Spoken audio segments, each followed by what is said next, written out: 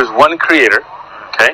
We don't believe he's divisible, so we don't believe he has sons or daughters or roommates or seconds and thirds. It's just one creator. We don't say it's a man, we don't say it's a woman, we don't say it's a monkey, we don't say it's an ape. We say it is above our comprehension to try to give it a figure. Like, it's not just that our creator created us, but created the universe, many other planets, whatever other beings are there in their universe, angels, jinn, whatever else is out there that we know about, we don't know about. There is one creator. And you look at the DNA footprint that we find in everybody. You see a similar ways. It shows you that the same creator created all of us. Animals, humans, and that creator created us and didn't just leave us without direction. Like, for example, if you make a cell phone, right? So you buy a cell phone, whatever company made the cell phone is going to send you a IFU, what we call instruction for use or user manual, right? They're not going to just give you like, here's a phone, put it in a microwave if you want, because it's not going to last, because the manufacturer knows how best to deal. If you buy a Samsung, Samsung knows better. If you buy Apple, Apple knows better. Buy a laptop, same thing. So we believe our Creator sent us with guidance. And that guidance came in the way of holy revelation that came to different prophets that Creator chose, right? And we believe in all of them. We love all the prophets. We love Adam and Moses and Abraham and Jesus and Yusuf and Ishmael and all of them, all the way from Adam to the Prophet Muhammad, peace be upon all of them. You'll never see a Muslim disrespect any of them. We'll never make cartoons of them. We'll never speak, because we love them all. We love Jesus. We love Moses. We love David.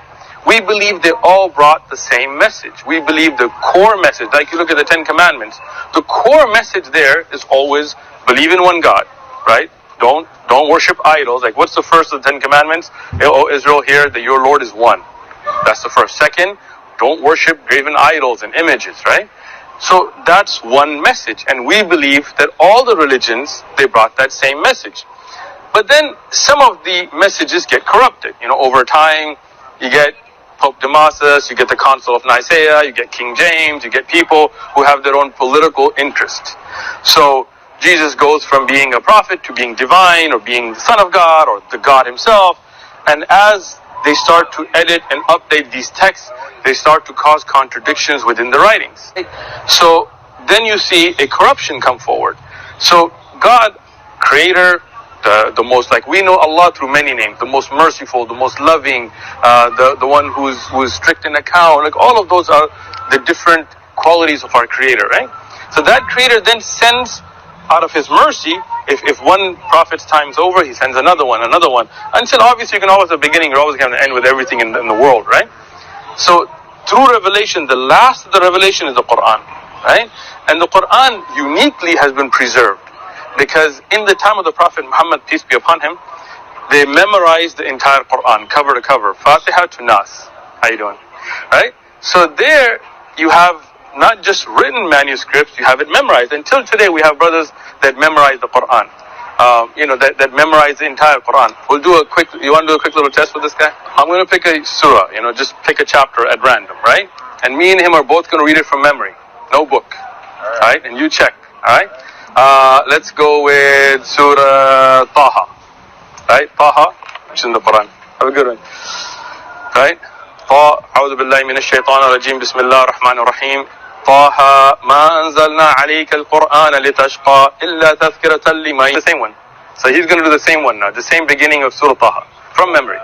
أنزلنا عليك القرآن لتشقى إلا تذكرة لمن يخشى تنزيلا See? Now, we can continue on to the end of the surah, both of us, right?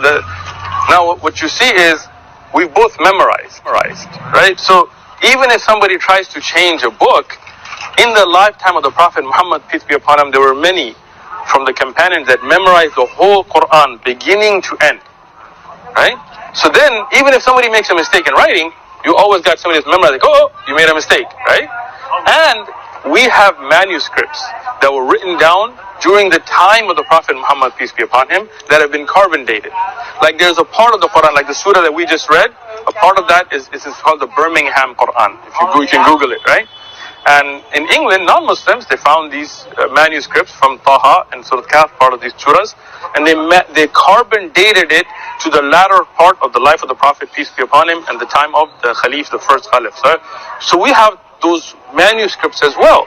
So you see, it's preserved. Now, if you look at the Bible, I have two translations, right? Oh, there's different. There you go. You're already up on it. German relatives who are Catholic very much talk about the English translations of the Bible. Exactly. I mean, if you look at King James, and this is the King James translation, right? This is the standard you find in English today, and most other translations are based on this, right? But you can see the mistakes and contradiction in here are many. This is the New World Translation, the Jehovah's Witness translation, right? And interestingly, they're both Christian Bibles. It's not like a Catholic, we're not even going there yet, because Catholics have a different number of books. But I'll just show you some interesting things between these two translations, right? One is a difference in English. Like somebody could translate the word as going or walking, or whatever. That's a different issue.